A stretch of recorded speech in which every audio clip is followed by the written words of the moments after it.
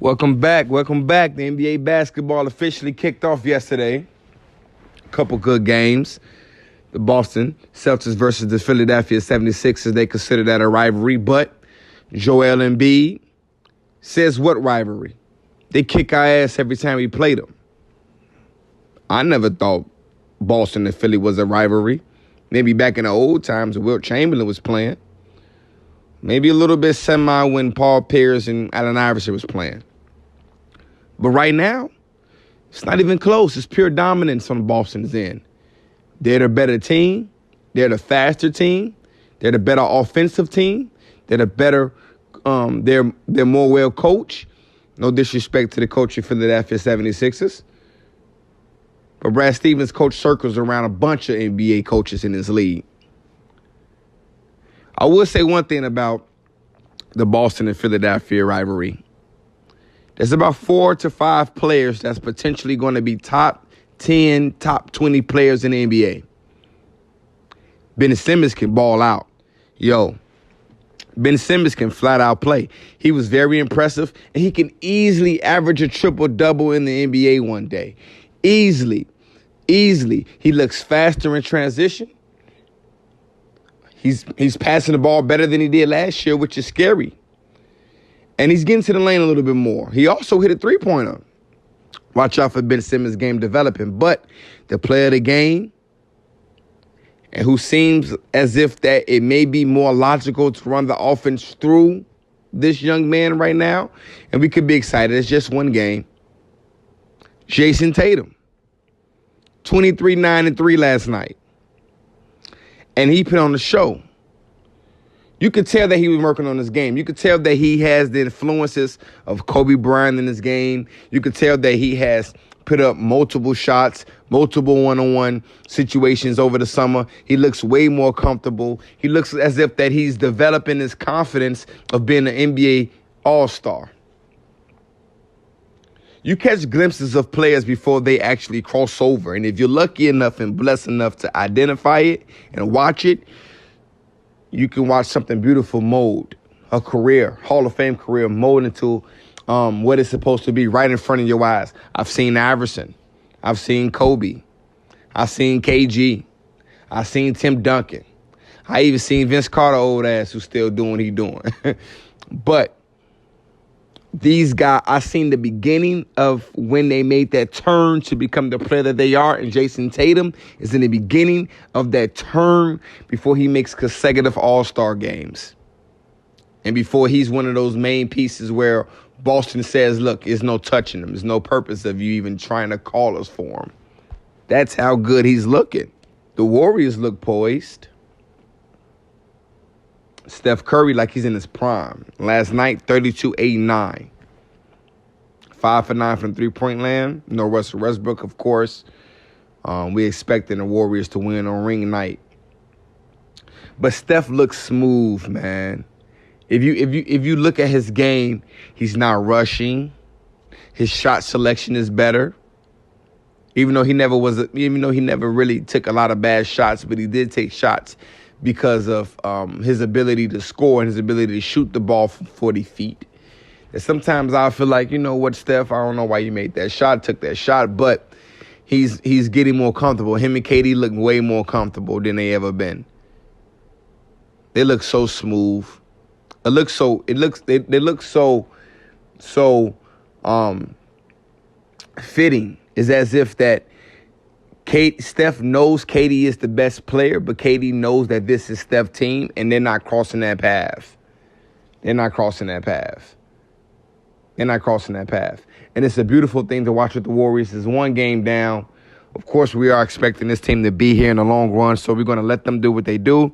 Keep our eyes on them. But like I said, Steph Curry is in the brink of his prime, and let's not act as if that this man isn't the only unanimous MVP in NBA history, and that he cannot put his name right back up there into MVP chase, especially if the Warriors are number one team in the league, and especially if Steph Curry is leading that team throughout the season.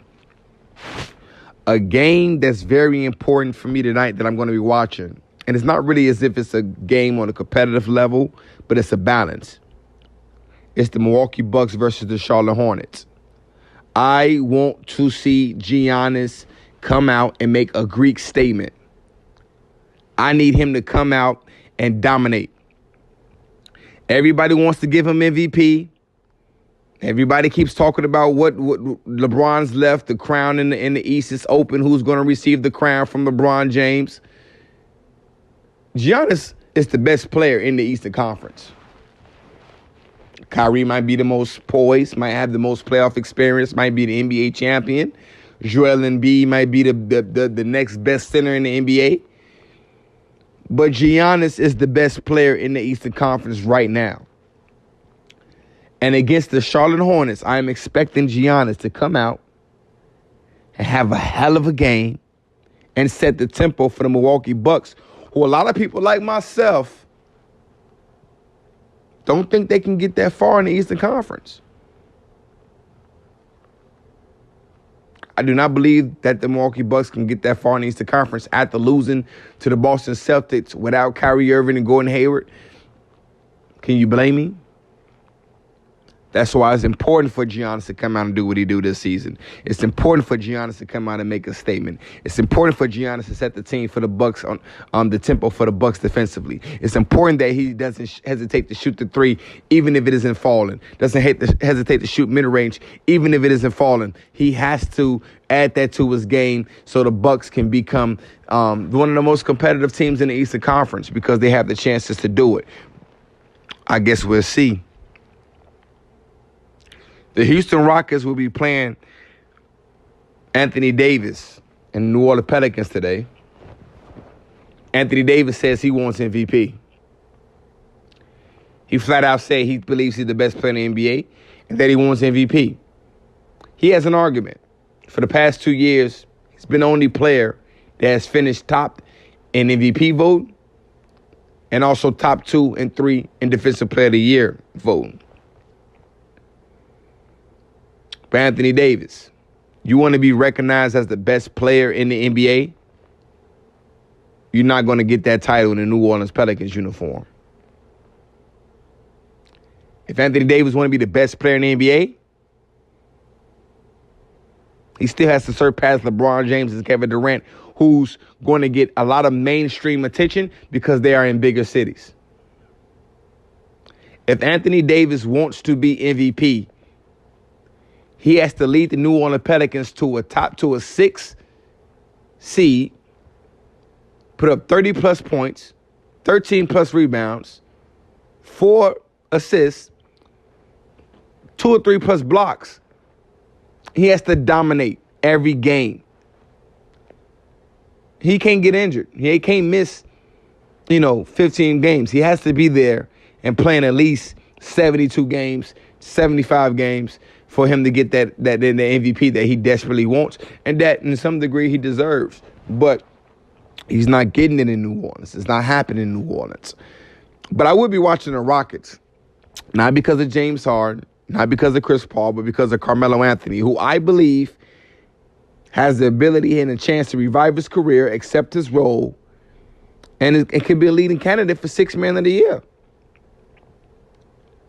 How great is it? How blessed is it as a team that is as talented as the Houston Rockets have the opportunity and the chance to have a Hall of Fame player, a 20-point-per-game career scorer, coming off their bench, and at any given game, any given quarter, let's not forget Melo has multiple 30-plus point quarters, man, can just go off.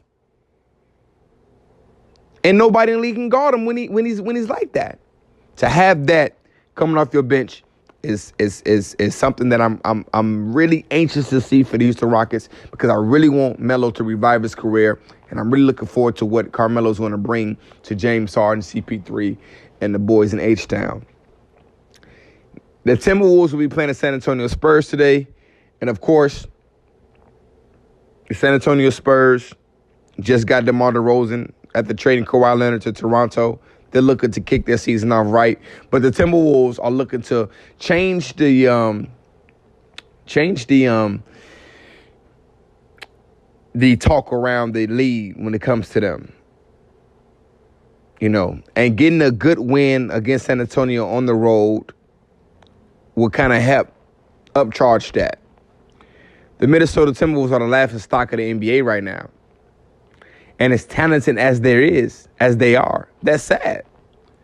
But as talented as Karl Anthony Towns is and Andrew Wiggins is, if a player like Jimmy Butler doesn't think that you're working hard, you're not working hard. I never heard Jimmy Butler say Carlos Boozer didn't work hard. I never heard Jimmy Butler say Taj Gibson didn't work hard.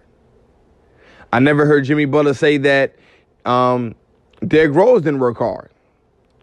So if Jimmy Butler is saying that, then there's some truth to it. This is a man that was once homeless. He's not going to say it just to be saying it. Karl Anthony Towns and Andrew Wiggins need to convert over to being top athletes, top players in the NBA. We need consistency. With this team as constructed, if Jimmy Butler stays, if he happens to stay just this season, there's no reason why this team shouldn't be a 4th or 5th seed in the NBA. Their talent is too good. But if they can't get their egos in order, they can't get their minds in order, if they don't have the work ethic to outwork certain players, there's no reason why Karl Anthony Towns should be getting outplayed by Clint Capella. Jimmy Butler either opened up a sore that we wasn't able to see, or he started a new wound. But either way it go, it's going to get revealed in due time. Another thing I'm excited about, man, before I end in this more than a game, is Ayton's first appearance. DeAndre Ayton is ready to me. I mean, I believe that this man is going to be Rookie of the Year. It's going to be easy. I don't even think it's going to be that close. I think he's going to get Rookie of the Year hands down with no problem. Reason why? Let me break this down to you. He's going to get the touches. He's already the second best player on the team. He's legit 7'1". Legit 7'1". 280, 290. Legit. NBA body ready right now. Soft touch. A great defender. He's a good defender too, man. He's a good defender. Now, I have been seeing DeAndre since high school. I watched some of these boys that's in the NBA since high school. And his game is changing. His game is changing every time. I'm looking forward to seeing what DeAndre Ayton is going to do. I'm looking forward to seeing the Phoenix Suns in general with Devin Booker, Jamal Crawford coming along, Josh Jackson. That's a good young team. They're not going to win a lot of games, but they're going to be competing, and DeAndre Ayton is going to be a reason for that. That's pretty much it. That's all I want to talk about today. Like I said, day one, more things coming, more better, more quality, more content. Look out for our YouTube channel. Look out for Ron's Court that will be coming soon. More Than a Game podcast that we'll be shooting next month with some of your best favorite athletes that will be coming along with us as we give you an in-depth detail about More Than a Game. Just enjoy your day. Enjoy the day today. Be blessed today. Be thankful today. And know that God is good and that he's working. Never allow your yesterday situations to prevent you from your today's achievements. Get out there and get it. There's More Than a Game. Courtside Hoops. It's your boy, Courtside Ron. I see you guys tomorrow, man. Peace.